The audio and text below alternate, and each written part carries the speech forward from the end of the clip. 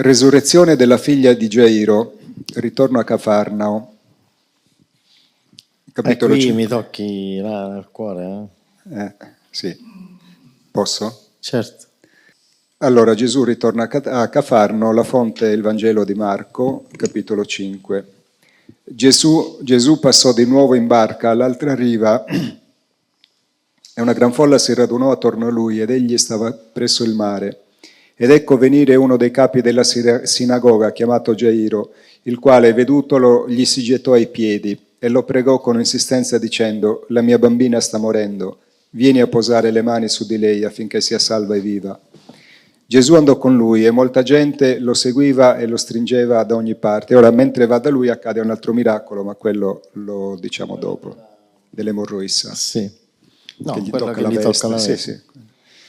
Mentre egli parlava ancora, vennero da casa del capo della sinagoga dicendo: «Tua figlia è morta, perché incomodare ancora il maestro?» Ma Gesù, udito quel che si diceva, disse al capo della sinagoga: «Non temere, soltanto continua ad avere fede». E non permise a nessuno di accompagnarlo, tranne che a Pietro, Giacomo e Giovanni, fratello di Giacomo. Giunsero a casa del capo della sinagoga ed egli vide una gran confusione, gente che piangeva e urlava. Entrato disse loro: «Perché fate tanto strepito e piangete? La bambina non è morta, ma dorme». Ed essi ridevano di lui. Deficienti, aggiungo io. Nel Vangelo non c'è scritto, lo aggiungo io. Ma egli li mise tutti fuori, prese con sé il padre e la madre della bambina e quelli che erano con lui ed entrò là, dove era la bambina, e presala per mano le disse: «Talita cum», che tradotto vuol dire: «Ragazza, ti dico, alzati». Subito la ragazza si alzò e camminava perché aveva 12 anni, e furono subito presi da grande stupore, ed egli comandò loro con insistenza che nessuno lo venisse a sapere, e disse che fosse dato da mangiare alla bambina. Prego.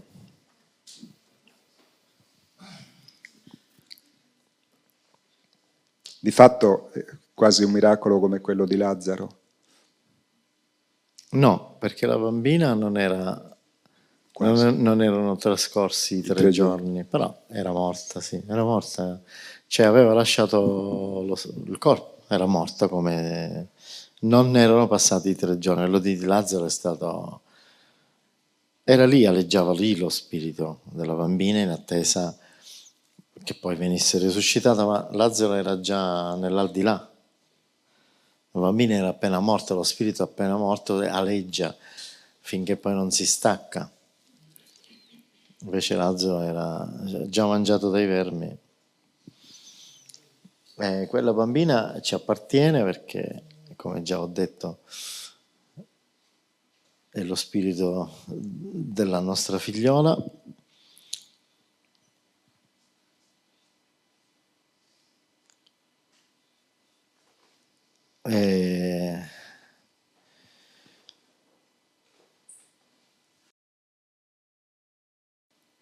Allora, Gesù fa un gesto clamoroso perché deve dimostrare che è il figlio di Dio, perché Gairo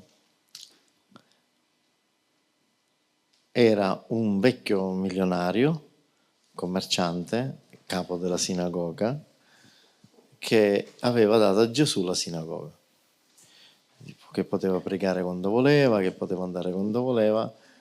È come che a me danno un hotel intero gratis, e quindi aveva visto che questa bambina la conosceva da prima, era una bambina speciale che avrebbe dovuto fare una missione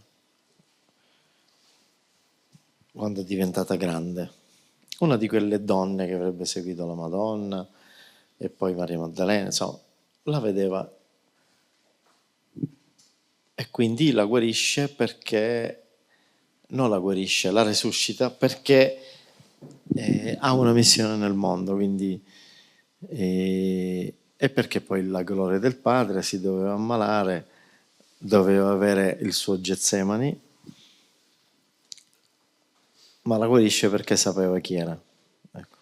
Quella che poi è diventata Giovanna d'Arco, quella che poi è diventata eccetera eccetera fino ad oggi.